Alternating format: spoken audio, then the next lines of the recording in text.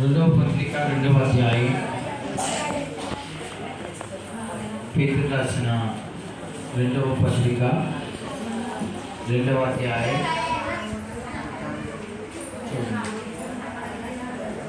15వ వచనం నుంచి చదువుకుందాం. తిన్నని మార్గమును విడిచి వేరు కుమారుడైన బిలాము పోయిన మార్గమును బట్టి త్రోవ తప్పిపోయిరి. ఆ బిలాము దుర్నీతి వలన కలుగు అవమానమును నేర్పించెను. అయితే తాను చేసిన అతిక్రమము నిమిత్తము అతడు గద్దింపబడిను. ఎట్లనగా నోరు లేని గార్ధబము మానవ స్వరము మాట్లాడి నా ప్రవక్త యొక్క వెర్రితనమును అడ్డగించెను. వీరు నీరు లేని బావులను పెనుగాలికి కొట్టుకుని పోవు మేఘములను పోలి ఉన్నారు అని వీరి కొరకు దారాంతకాలం భద్రం చేయబడి ఉంది. ప్రార్థన. పరిశుద్ధుడా నమ్మదగిన దేవుడు, ప్రజలు మీ వారు వాక్యం మీది మా అందరికి కావలసిన మాటలు అందించారు. విభూతి గ్రహించవలేమో యేసు నమ్ముతున్నాను తండ్రి. మంచిది పిల్లరా, దేవుని యొక్క వాక్య భాగంలో దేవుడు 9వ అధ్యాయంలో ఏమంటాడు అంటే 9వ వచనంలో 2వ పేతురు రాసిన పత్రికలో భక్తులను శోధనలో పడకుండా కాపాడుకును భక్తి దుర్నీతి పరులను ముఖ్యముగా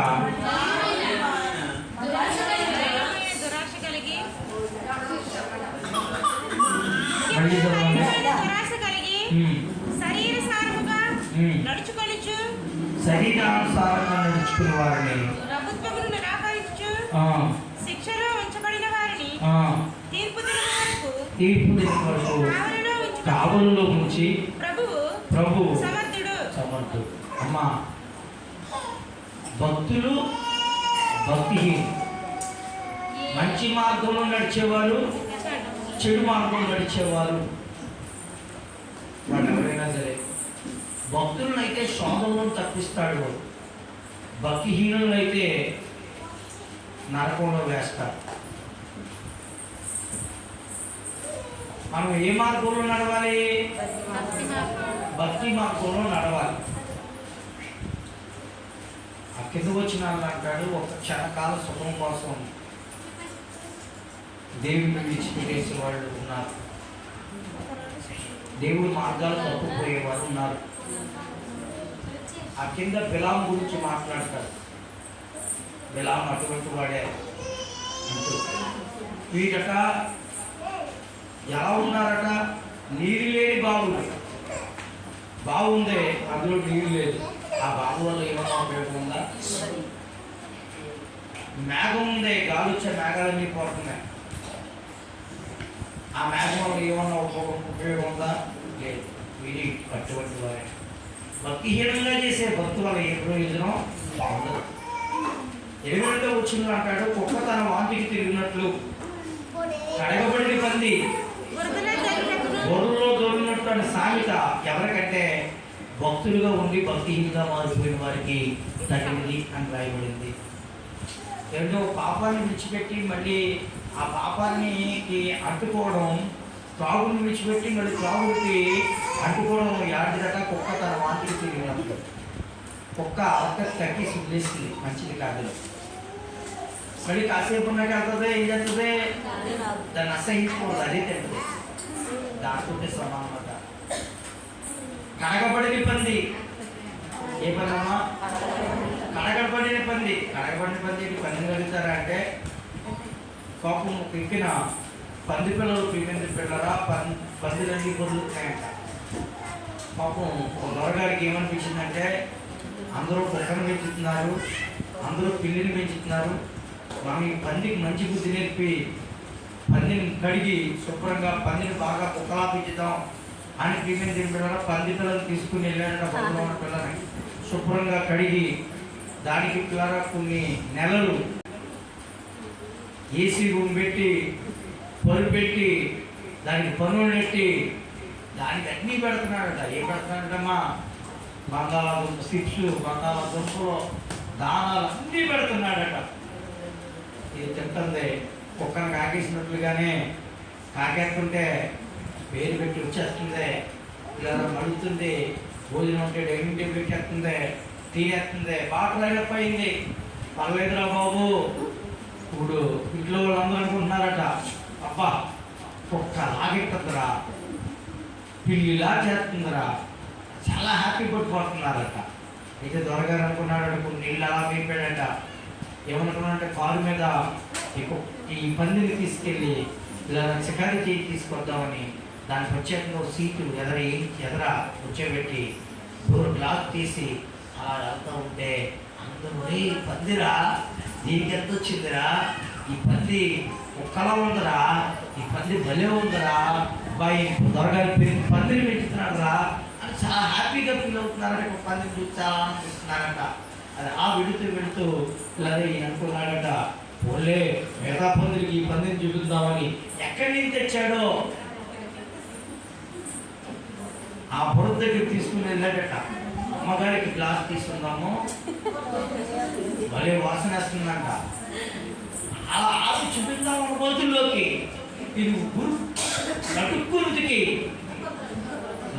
పొరలోకి కనబాటులో వెళ్ళిపోయిందంట. చూడండి, దాన్ని ఎంత కడిగినా ఆ పంది ఎక్కడికి వెళ్తుంది? ఆ బొర్రను కూర్చోడు చెమట అయిపోయింది.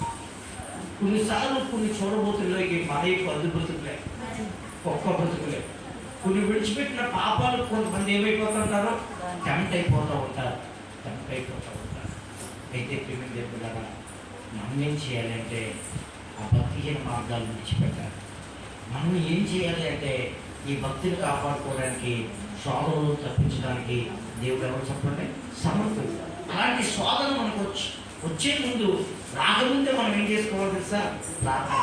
ఇలా భక్తికి దైవజనుడు అన్నాడు, శాశ్వతమైన వ్యాక్సిన్ లేదు.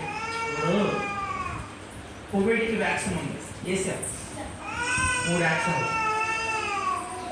క్యాన్సర్ కూడా వ్యాక్సిన్ వచ్చేసింది, క్యాన్సర్ రాకుండా.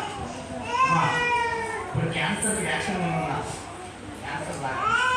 పోలియోకి వ్యాక్సిన్ రాకుండా ఏమన్నారు? కొనుక్కున్నారు, పిల్లలకి వేస్తున్నారు. వేస్తున్నారు లేదా? పిల్లలకి వేస్తున్నారు లేదా? ఏమన్నారు లేదా? ఆశా వర్కర్ గారికి, అంగన్వాడీ టీచర్లకి వెళ్తే వేస్తున్నారు కదా. పోలియోకి వ్యాక్సిన్ వేస్తున్నారు, అది ఇక రాకుండా వేయాలని. క్యాన్సర్ కూడా ఇప్పుడు ఏమొచ్చింది? వ్యాక్సిన్ వేస్తున్నారు, వ్యాక్సిన్ తయారవుతుంది, ఆల్రెడీ కనుక్కున్నారు. ఎందుకంటే చిన్నలకే క్యాన్సర్లో, పెద్దలకే క్యాన్సర్ ఎక్కువైపోతుంది. చెప్తాం మనం డ్రింక్ చాలా సరదాగా తాగేస్తాం. ఇందాక ఉల్లంఘన షాప్ ఓపెన్ చేయడానికి వెళ్తే అక్కడ డ్రింక్ ఇచ్చారు. డ్రింక్ ఇచ్చిన తర్వాత తాగుతుంటే ఏమన్నారంటే, మాస్టర్ గారు డ్రింక్ ఎక్కువ తాగుతుంటండి, తాగితే ఇప్పుడు అందరికీ గొంతు క్యాన్సర్ వచ్చేస్తున్నారు.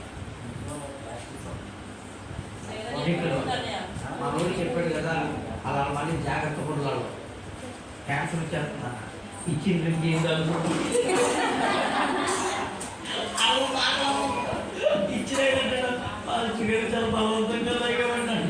దేవుడికి మేము గెలడం కనుక చేతులు తుక్కు చూస్తాము, చెప్పులు కూడా సాధ్యం.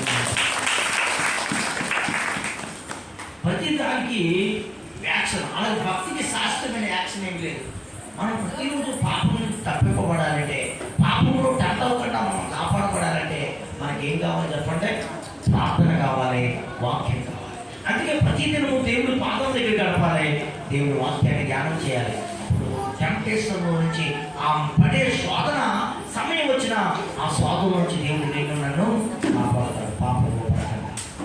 కాబట్టి వ్యాక్సిన్ ఒకేసారి తీసుకుంటే బాగుందమ్మా, రోజుకి తీసుకోవాలి. దేవుడికి మేము కలుగు కాక చేతులు తుడిచారు. దేవుడు చెప్పండి, దేవుడు వదిలిపించిన పాపాలే, ఒప్పుకున్న పొరపాట్లే, మళ్ళీ మళ్ళీ ఏం చేస్తుంటాం? అక్కడ కాబోతులేదు, మన ఉదయం ఏమైపోతే టెంప్ట్ అయిపోతాం. మా వదిలి గారు